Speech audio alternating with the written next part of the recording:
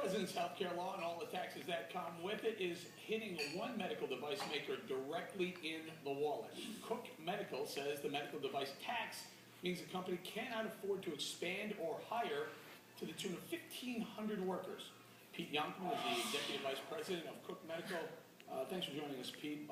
You were planning to add, what, 5 new plants in the Midwest, and now those plans are off the table? Yeah, we had hoped that would sort of be our strategy for growth as we move forward in the next few years. We had a plant facility that we opened up in Canton, Illinois with tremendous success. Just a few years ago, we added 300 jobs in Canton, Illinois, and the community was extremely supportive, and they came out and rallied around the company. We'd hoped that would be our sort of our model going forward, but unfortunately, we looked like we're just not going to be able to go down that route. Now, I read that you're estimating this could cost you $20 or $30 million per year. Is that right? Yeah, that's about right, yep. And what we were talking about is a 3.8% medical device tax that's in Obamacare that maybe a lot of people watching right now don't realize is even in that law.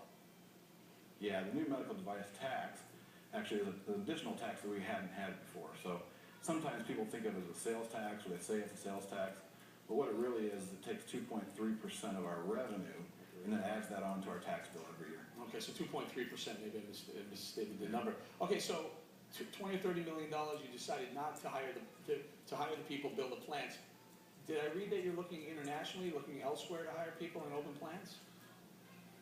Well, yeah, we're primarily a U.S. medical manufacturing company. We have facilities in Bloomington, Indiana, North Carolina, Illinois, California, and as I said, we were hoping to add facilities here in the U.S. But as our tax burden increases and as the challenges of adding facilities here in the U.S., we're looking to add on additional resources in Ireland and some other places where we already have existing facilities. And so, okay, so you said you've created about 300 jobs the last time with the other plant that you refurbished and bought and refurbished. So 300 times 5, are we talking 1,500 jobs? Yeah, that's about right. About 1,500 jobs that we had looked forward to in the next 5 years. We are looking to add in other facilities. We're a global organization, so we have about 10,000 folks around the world.